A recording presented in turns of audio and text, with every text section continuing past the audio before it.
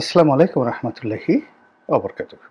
সম্মানিত দর্শক, ব্যাংককে নরেন্দ্র মোদী এবং ডক্টর মোহাম্মদ ইউনূসের বৈঠক, এবং সেই বৈঠকে ডক্টর মোহাম্মদ ইউনূস শেখ হাসিনাকে বাংলাদেশে ফেরত দেওয়ার ব্যাপারে যে অনুরোধ করেছেন, এটি বাংলাদেশ ভারত সম্পর্কের ক্ষেত্রে একটি নতুন অধ্যায়। দ্বিতীয়ত, শেখ হাসিনার বিষয়টি একেবারে সরাসরি নরেন্দ্র মোদীর মুখের উপর তুলে ধরা হবে বা বলা হবে, এটি ভারত যেমন কল্পনা করেনি, আমরাও তেমনি কল্পনা করিনি, আর আওয়ামী লীগ তো প্রশ্নই আসে না।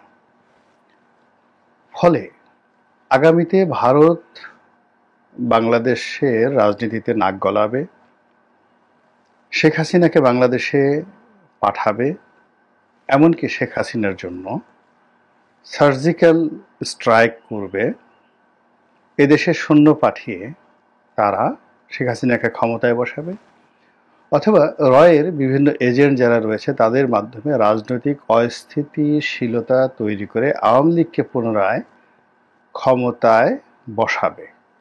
এই পুরো যে ক্যালকুলেশনটির উপর একটা প্রলেপ পড়ে গেছে। এর ফলে অতীতে যে হিসাবগুলো ছিল বা অতীতে যে প্রেডিকশনগুলো ছিল, সবকিছু উল্টে গিয়ে এখন নতুন আশঙ্কা দেখা দিয়েছে আওয়ামী লীগের মধ্যে। সেটি হলো যে ভারত কি শেখ হাসিনার সঙ্গে বেইমানি করলো বা করবে? যে শেখ হাসিনা, যে আওয়ামী লীগ ভারতকে দুহাতে দিয়েছেন, সব কিছু ট্রানজিট দিয়েছেন, ব্যবসা দিয়েছেন, বাণিজ্য দিয়েছেন, ভারতের কথা মতো তারা সেই 10 ট্রাক অস্ত্র মামলার বিচার করেছেন, একেবারে যেভাবে ভারত বলেছে ওভাবে বিচার করেছেন।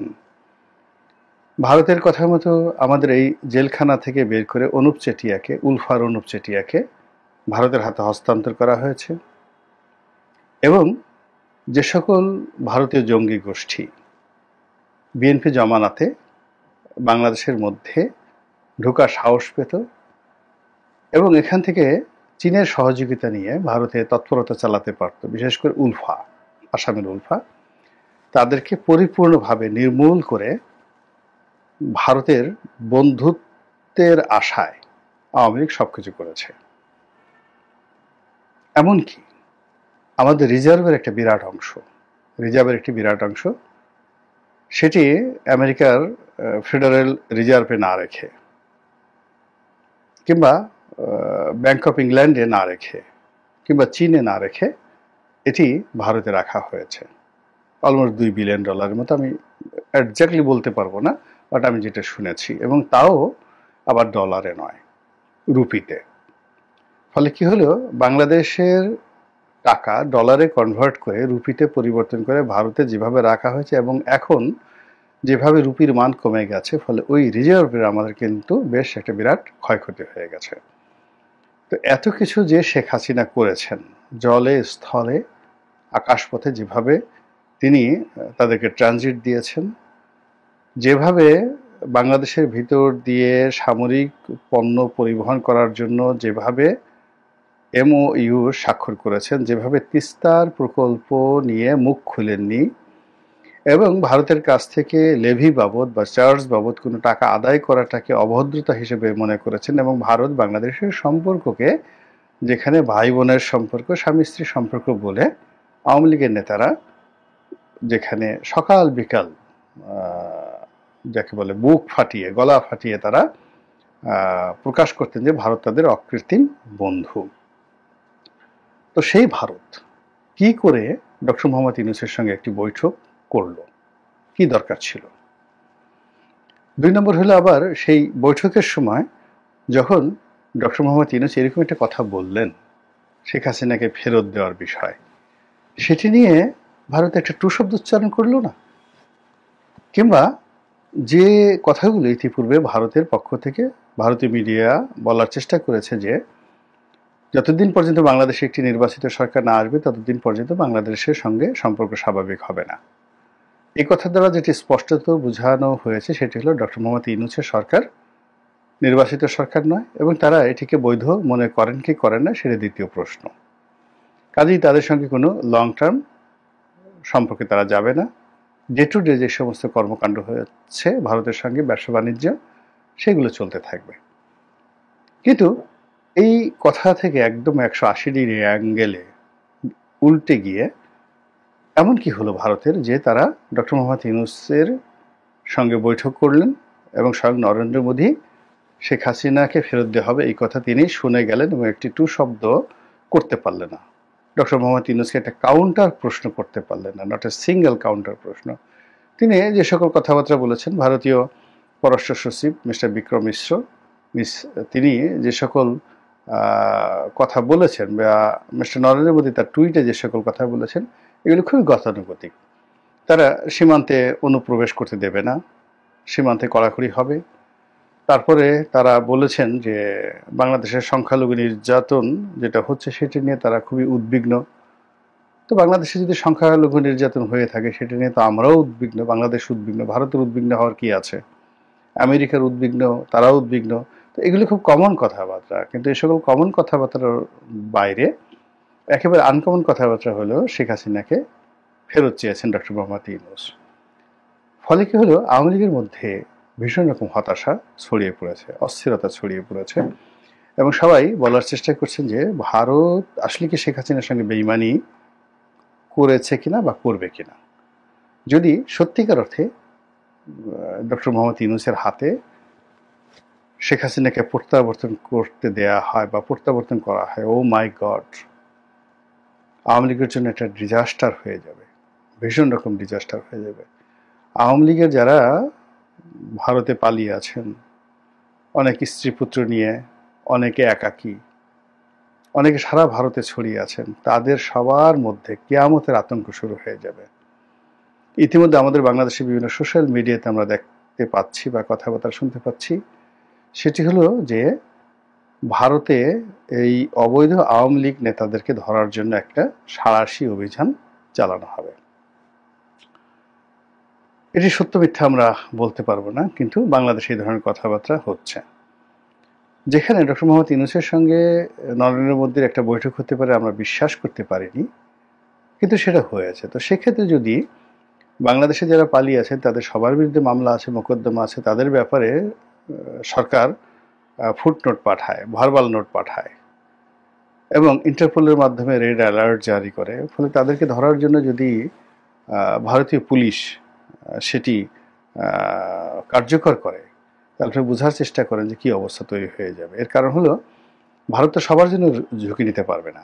এখন ইন্টারন্যাশনাল রেড অ্যালার্ট দেওয়া হলো শেখ হাসিনার বিরুদ্ধে, বা যেটা বলা হয় যে ইন্টারপোল থেকে রেড অ্যালার্ট দেওয়া হলো শেখ হাসিনার বিরুদ্ধে, সেটা না হয় পলিটিক্যালি তারা আর্গুমেন্ট করলো, বার্গেনিং করলো, কিন্তু সাধারণ যে সকল ভারতীয় নাগরিকদের সঙ্গে মিশে আছে, বাংলাদেশি নাগরিক, আওয়ামী লীগ নাগরিক, তাদেরকে কিভাবে ডিফেন্ড করবে, তাদেরকে ডিফেন্ড করার জন্য তারা কি বলবে, এবং এটির সংখ্যা যদি হাজার হাজার হয় কিংবা লাখের মতো হয়, 1 লাখ লোককে ভারত কি করে ইন্টারপোলের যে রেড অ্যালার্ট, সেই রেড অ্যালার্ট থেকে তারা রক্ষা করবে। ফলে তাদেরকে লোক দেখানোর জন্য হলেও তাদেরকে এই সাঁড়াশি অভিযান চালাতে হবে, এবং সেটা যদি চলে এবং 1 লাখ পালিয়ে থাকা বাংলাদেশি আওয়ামী নেতাদের মধ্যে থেকে যদি মাত্র 4-5 জনকেও ধরা হয় এবং তাদেরকে সীমান্ত দিয়ে বাংলাদেশে পাঠানো হয়, বুঝতে পারেন যে বাংলাদেশে যারা পালিয়ে আছেন এবং ভারতে যারা পালিয়ে আছেন তাদের কী অবস্থা তৈরি হবে। ফলে কি হচ্ছে, আওয়ামী লীগ নেতাদের মধ্যে প্রচণ্ড রকম আতঙ্ক দেখা দিয়েছে, ভয় দেখা দিয়েছে, এবং সেই ভয়টা মিস্টার নরেন্দ্র মোদী এবং তার সরকার কিভাবে দূর করবেন সেটি এখন খুবই বিবেচ্য বিষয়। এবং সেটা যদি দূর করতে না পারেন, তাহলে বাংলাদেশের সঙ্গে আসলে ভারতের যে সম্পর্ক, এটি আওয়ামী লীগ যেভাবে গড়ে তুলেছে বা আওয়ামী লীগ যেটা দিয়েছে, ওটা আসলে অন্য কেউ দিতে পারবে না। সেটি বিএনপিও দিতে পারবে না, সামরিক শাসনও দিতে পারবে না, আর ডক্টর মোহাম্মদ ইউনূস তো পারবেনই না। তো কাজেই ভারত আওয়ামী লীগকে বাঁচিয়ে রাখার জন্য যে কি পদক্ষেপ নেন, এবং কিভাবে রিভার্স করেন এবং সেটাকে আবার মোকাবেলা করার জন্য ডক্টর মোহাম্মদ ইউনূস কি করেন সেটা কিন্তু আমাদেরকে ভাবতে হবে। এর কারণ হলো এই রাজনৈতিক যে কূটচাল, চাণক্য নীতি, এই চাণক্য নীতির ফলে ভারতের যেভাবে খণ্ড বিখণ্ড হয়ে যাওয়ার সম্ভাবনা রয়েছে, বাংলাদেশেও কিন্তু একই সম্ভাবনা রয়েছে।